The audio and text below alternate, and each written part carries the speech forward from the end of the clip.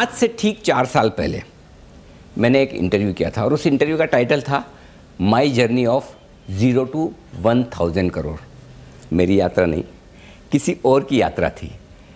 और अगर मैं आपको ये कहूँ, ये यात्रा पिछले 4 सालों में 1000 करोड़ से बढ़कर 2000 करोड़ हो गई। तो आप तो जानना चाहेंगे कि भाई ऐसा कौन शख्स है, ऐसा व्यक्तित्व कौन है जिसने पिछले 4 सालों में 1000 से 2000 करोड़ की यात्रा की है।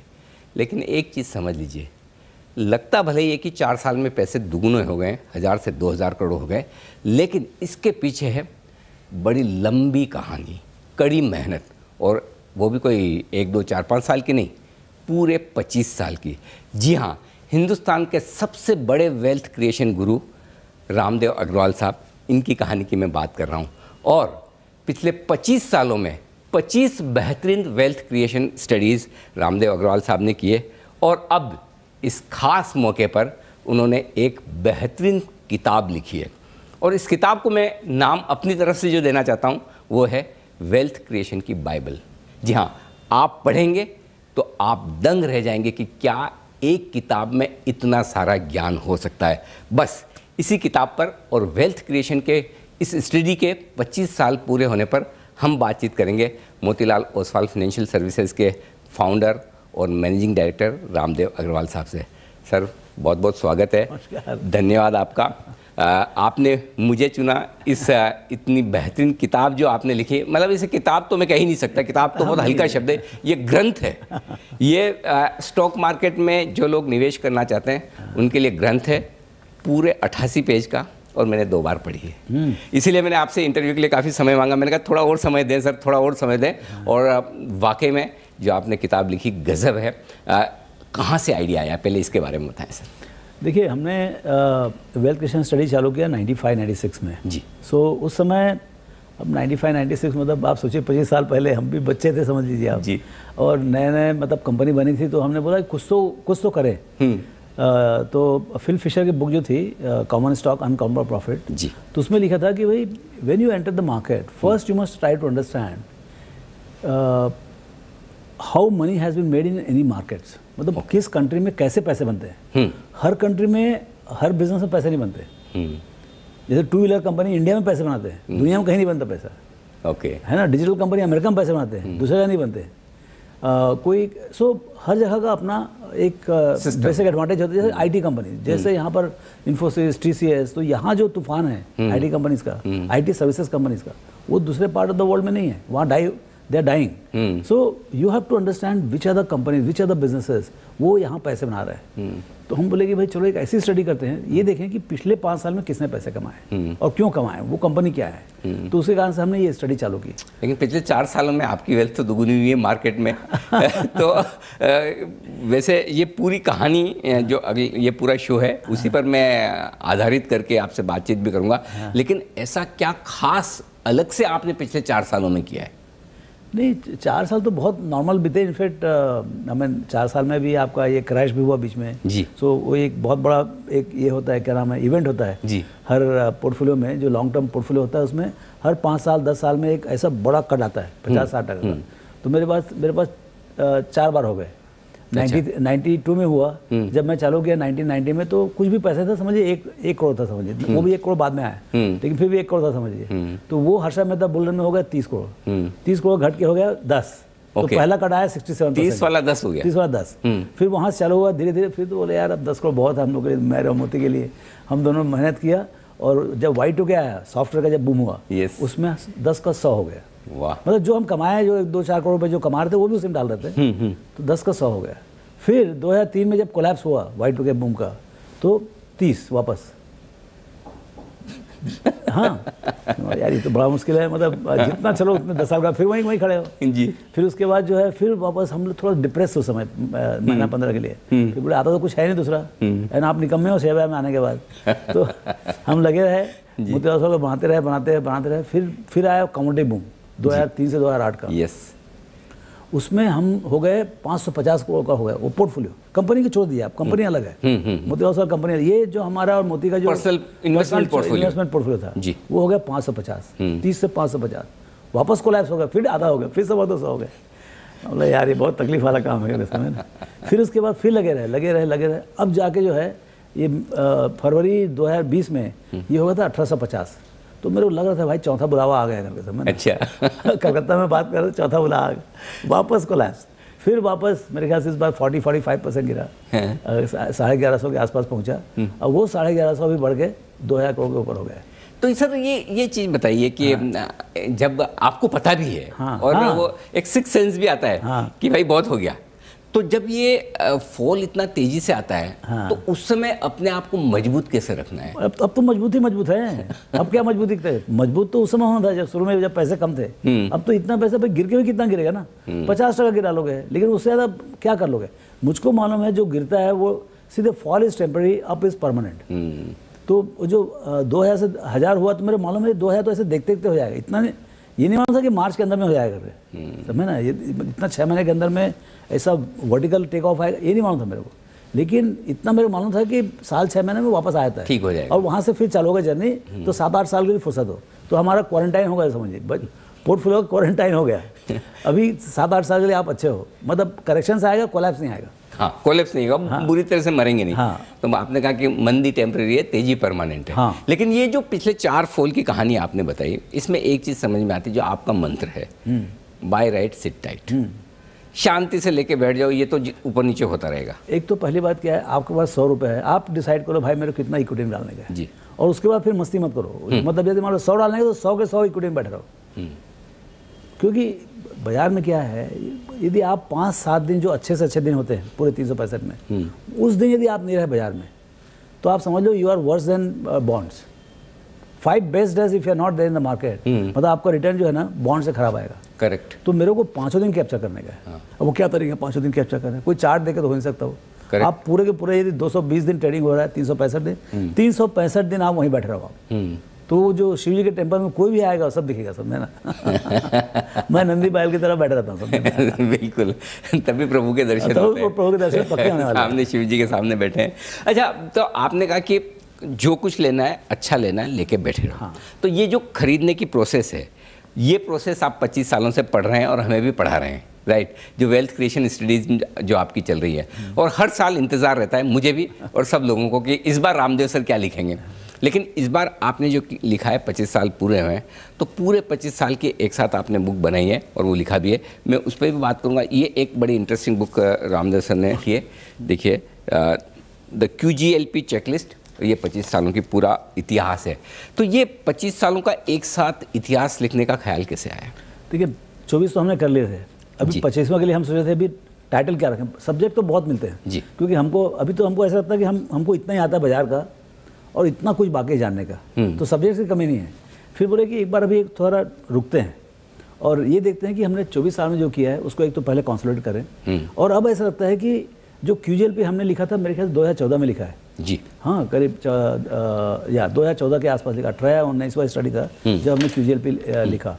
लेकिन मैं लोगों से बोलता हूँ कि भाई आप QGLP स्टॉक खरीदो, तो हमेशा लोग पूछते हैं कि आप QGLP करते कैसे हो?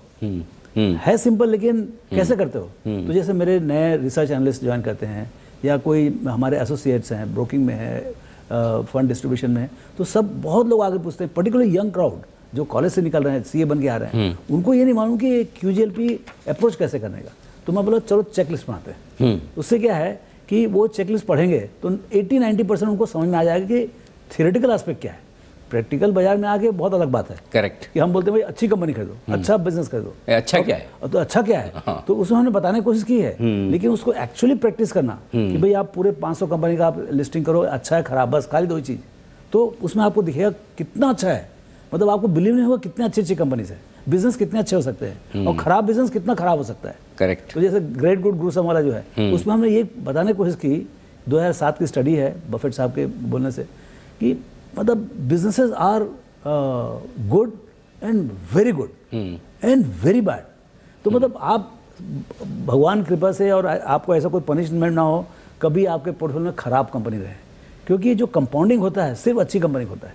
करेक्ट। यदि गोल्ड में कंपाउंडिंग होगा सब पे गोल्ड में होगा, शेयर बाजार में ऐसा नहीं है। आपके पास यदि खराब कंपनी है तो 0 चले जाएंगे आप। राइट। ये बड़ा फर्क है। ये तो उससे बचना बहुत जरूरी है। सबसे पहला जो है ना, don't lose money, don't by bad company.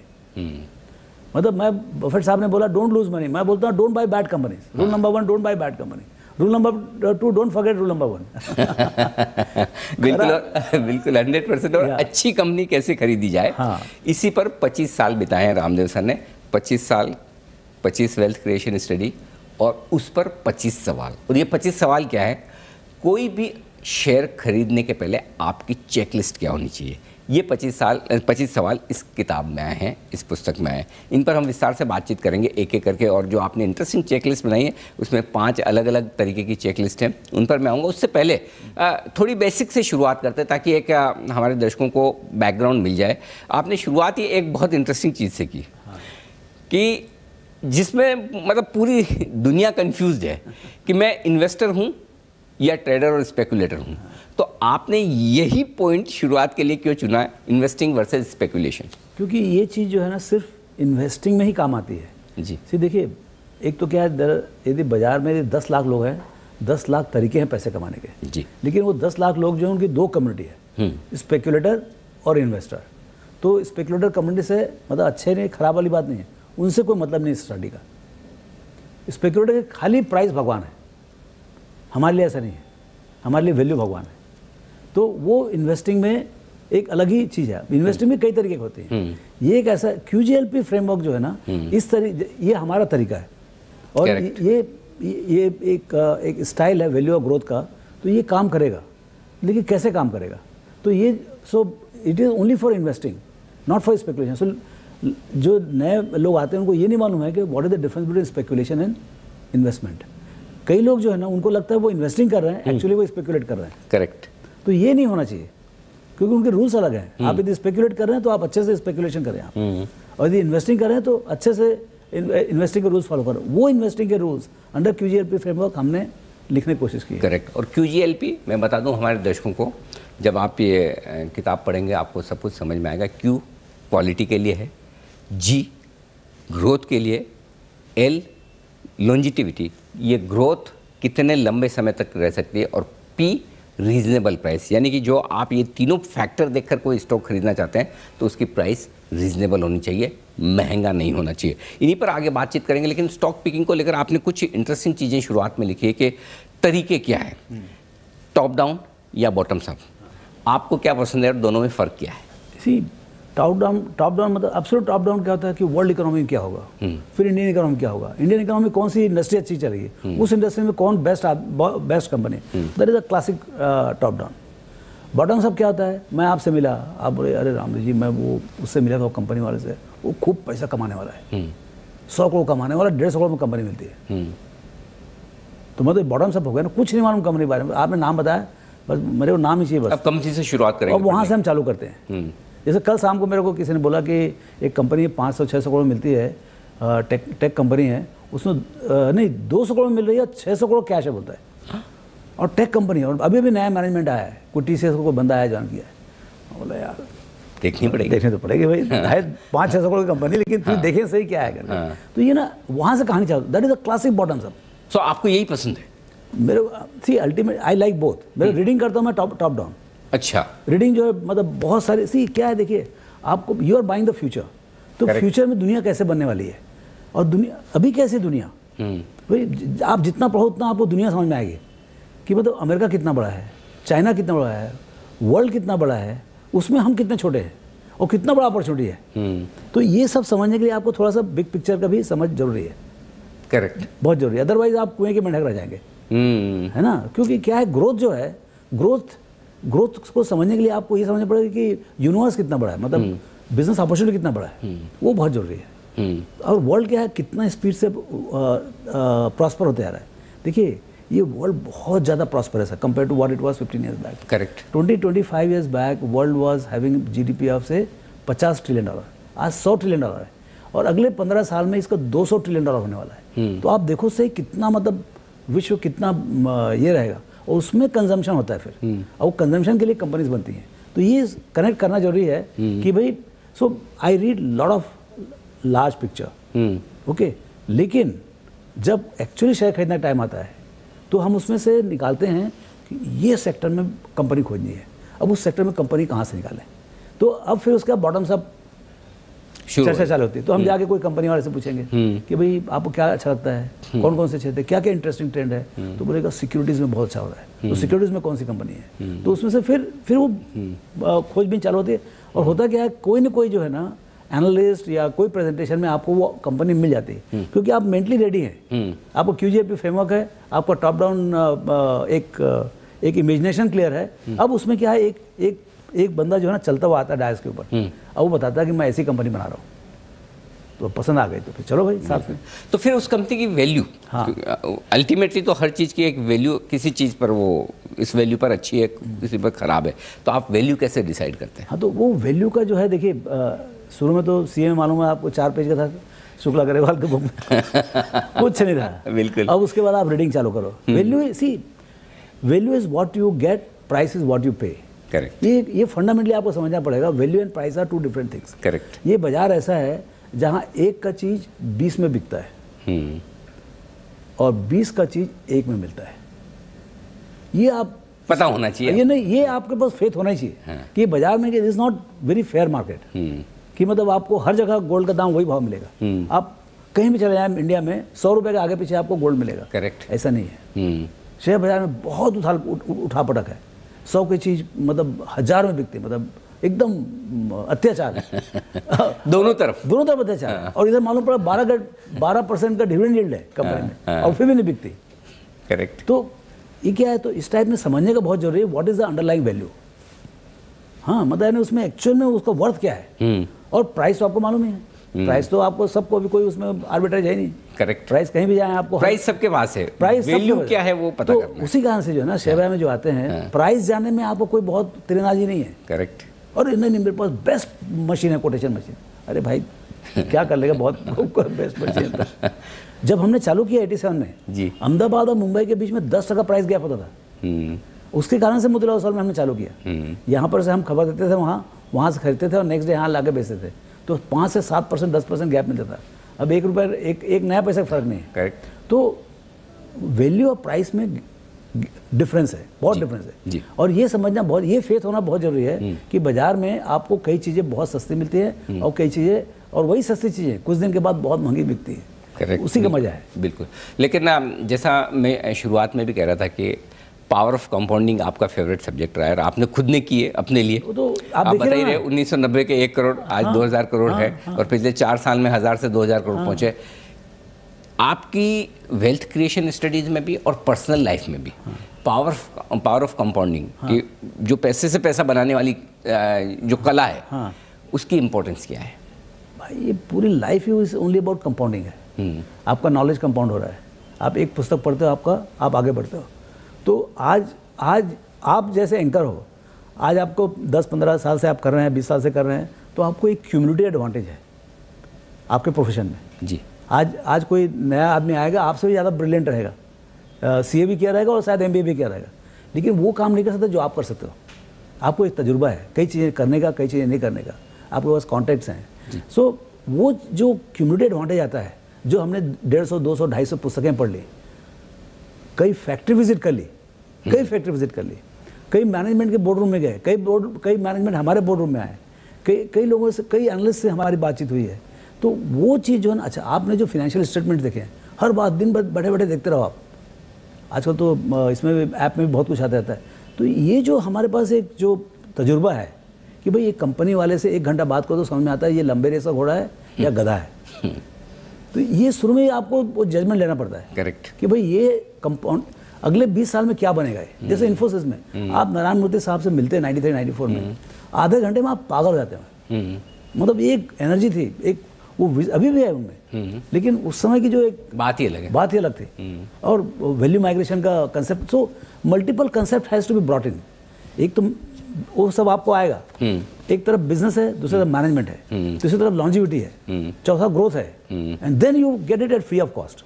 Correct. तो ये जब ये पूरा मसाला आपको फ्री में मिल रहा हो, आप लेके बैठ जाओ। एब्सोल्युटली। और तभी आपको 4 फॉर्मूला लगाने होते हैं, वो है QGLP। तो आइए अब शुरुआत करते हैं QGLP की चेकलिस्ट की। इन 25 सालों की वेल्थ क्रिएशन स्टडीज़ के दम पर रामदेव सर ने 25 सवालों की एक चेकलिस्ट बनाई है।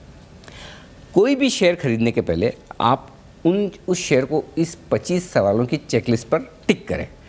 यस यस नो यस जो भी है। उसके बाद आप एक डिसीजन पर पहुंचे कि वाकई में ये शेयर मेरे पोर्टफोलियो में आने लायक है नहीं, और उसमें भी 5 अलग अलग सेगमेंट बनाए, business checklist, growth checklist, management checklist, price checklist और रिस्क चेकलिस्ट। इसमें अलग अलग किस तरह से इस चेकलिस्ट को आप आगे बढ़े, अब उन पर हम करते हैं बातचीत। तो सर शुरुआत करते हैं बिजनेस चेकलिस्ट के हिसाब से। एक मैं बोल दूं, जी जी, ये जो चारों जो है ये अपने आप एक मास्टर चेकलिस्ट है। हाँ, QGLP, ये चारों चीज जो आपको देखना ही है।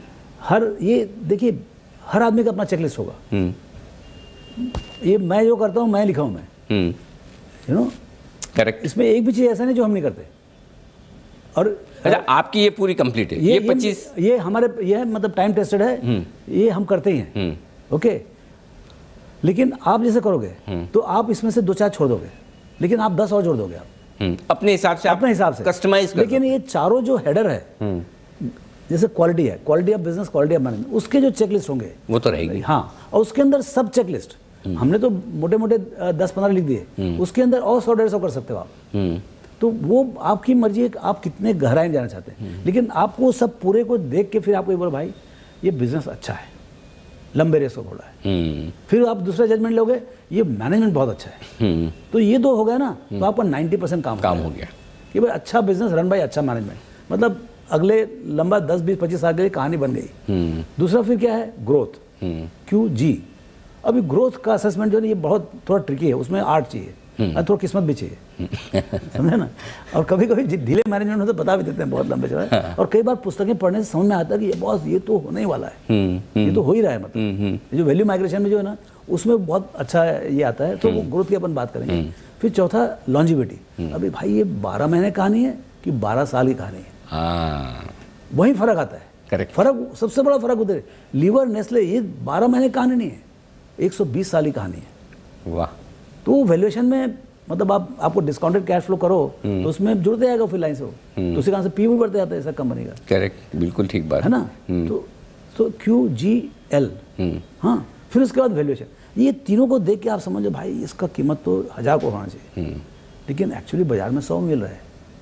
सर ये एक चीज़ है, ये कैसे करते हैं? मतलब अब आप जैसे ना, आपने कैसे बोला इस कंपनी का कीमत तो 1000 करोड़ होना चाहिए, और आमतौर पर मैं बताऊँ इन्वेस्टमेंट करने वाले क्या करते हैं, इस शेयर का भाव तो 50 रुपये होना चाहिए, वो शेयर का भाव निकालते हैं, आप कंपनी की कीमत निकालते हो। ये बड़ा फर्क है, सोच में फर्क है। करेक्ट, मैं कभी प्राइस देखता ही नहीं, मैं हमेशा मार्केट कैप देखता हूँ। हाँ। ये डिफरेंस कैसे लाया जाए दिमाग में? पता नहीं, मैं शुरू से क्या है, 2 रुपये का शेयर होता है, 1 रुपये का शेयर होता है, 10 रुपये का होता है, 100 रुपये का शेयर होता है। किसी ने स्प्लिट, जैसे MRF है, उसने भाई ने स्प्लिट ही नहीं किया, वो 4.25 अब वो 30-40 हज़ार करोड़ की कंपनी हो गई, और अभी भी 4.25 करोड़ का इक्विटी है उसका, 10 रुपये का शेयर है। अभी उसको क्या मतलब, उसका 4.25 करोड़ के शेयर के पर शेयर 80,000 रुपये बाहर, क्या बात करो उसके बारे में। तो उसी कारण से उसका मार्केट कैप कितना, वो देखो आप 35,000 करोड़ का मार्केट कैप। हाँ ये ठीक है, MRF 35,000 करोड़ मार्केट कैप है, ये समझ में आता है। बिल्कुल। तो ये जो 4 बड़े फॉर्मूला है वेल्थ बनाने के और स्टॉक चुनने के, उसकी चेकलिस्ट, और इस चेकलिस्ट में एक एक चेकलिस्ट पर करेंगे टिक और जानेंगे कि क्या वाकई में आपके पोर्टफोलियो में जो शेयर है वो इन सारी चेकलिस्ट पर खरा उतरता है, या फिर अगर आप कोई शेयर खरीदने का मन बना रहे हैं तो क्या आपको इस चेकलिस्ट को पूरी तरह से दिल से फॉलो करना चाहिए, है ना। तो बस इसी पर करेंगे बातचीत हमारे अगले एपिसोड में भी। वेल्थ क्रिएशन का परफेक्ट फॉर्मूला पार्ट 2 भी ज़रूर देखिएगा। सर बहुत बहुत धन्यवाद। पार्ट 1 में आपने पूरा बैकग्राउंड, अपने 25 साल से ज़्यादा का अनुभव है, 25 साल तो वेल्थ क्रिएशन को है, लेकिन उस अनुभव को आपने उतारा है। अब हम माइक्रो लेवल पर जाकर आपसे सारी ये थीम्स और चेकलिस्ट डिस्कस भी करेंगे। बहुत बहुत शुक्रिया इस पहले एपिसोड के लिए, और बस इसके बाद एक दूसरा एपिसोड जहाँ पर आगे की पूरी डिटेल्स होंगी इस वेल्थ क्रिएशन स्टडी को लेकर। तो बने रहिए हमारे साथ जी बिजनेस पर। नमस्कार।